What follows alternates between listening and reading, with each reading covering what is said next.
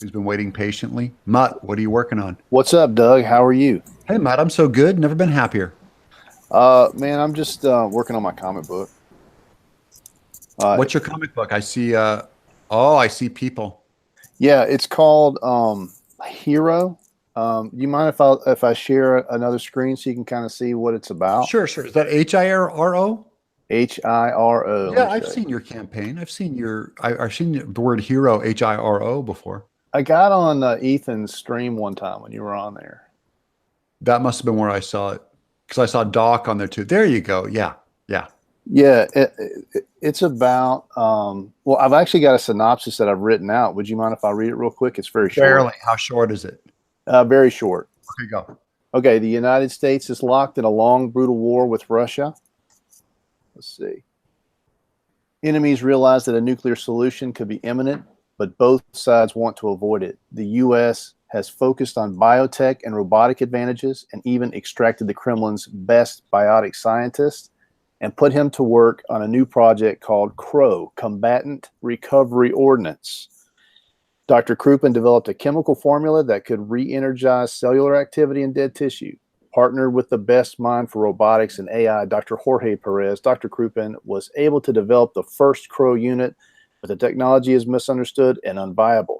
So Kruppen gets to work on a beta version, introducing Hero hardware integrated reanimation ordnance.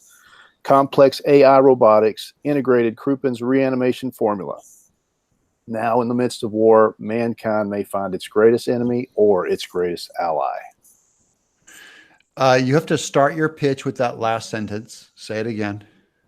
Mankind may find its great in the midst of war. Mankind may find its greatest enemy or its greatest ally. And then you have to go into a simple explanation of hero.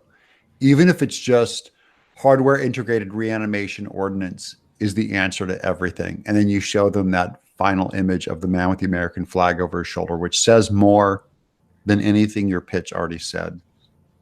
Cool. All All right. right. Yeah. You got to get that down to a tight pitch that keeps them hooked. Because when you go into all the names and all the stuff, I don't care. Okay. You know what I Right mean? That's stuff that we'll read about in the story. That's important stuff. But the actual pitch, it's got to be just like a bullet that goes into their heart and their brain. And so in too much detail does not go into the heart or the brain. They'll turn it off. No, that's cool. I appreciate that. The Yeah. through line in my story, basically, it's about this robot that can go onto the battlefield and bring dead combatants back to life. And so Hold it's on, a hold on real, one second. Maka, go ahead and work on Bigfoot Bill stuff. That's fine if you want to do a screen share. Go ahead, Hero. it's about Sorry, this Mark. robot right here in the middle that reanimates dead combatants on the battlefield, and it's about sacrifice in war. Yeah. And So listen to me, Mutt. What you just said is already a better pitch. yeah, So I'm just saying, in, this is my thing. It is not about the pitch being accurate. It is about the pitch encapsulating the soul of what you're really getting at. And this is the same problem with people who don't know how to draw and put too much detail on the surface of things because they detail things thinking that they're helping the structure. right. The structure is operating at a super low level and is more important than the detail. Okay, I So got you. so Well, just what you just told me is all you need to say. You know what I mean? That is your pitch. I definitely understand what you're saying. Yeah. Actually, the core, I can just hear it so much better, Matt. the through line of the whole thing is that's the scripture in the Bible that says, "Greater love has no man than he lays down his life for his friend." The Yeah, I love that. story is about that. It's about sacrifice. Yeah. Mm. Yeah, I just think that is that's clear and that's good. Yeah. And it's very human because you'll notice in sci-fi movies, the tagline to Alien is just in space, no one can hear you scream. It has almost Oh, nothing yeah. to do with the movie. That's awesome. It has nothing to do with the movie, but it captured an audience and they just showed the egg, you know? Yeah. Yeah. And it's the pitch is not necessarily accurate to what your story is about. So get off the story and get on to kind of the big world stuff is the sexy part that I want to hear about. And then I'll read the story and get all into the names and all the details of it. It's great art, by the way. Thank you. Thank you. Yeah, really I love appreciate that. Ask a question about the story. I'm just a little curious. When they animate the bodies, is the animation limited, like to just a few minutes or a few hours? Do they retain any of their personality, or are they just like mechanical zombies that are fighting? Well, that's what's cool is what you're looking at right now is the 0 issue. So this is the very first time that they reanimate somebody, and it's sort of the first round, and it doesn't go well. And so there is a limited functionality with the reanimated soldier, and it goes bad, as you can see in this picture right here. Yeah. So what's going to happen is Hero, which is the little robot that's at the very beginning, on the cover that I showed you. Yeah.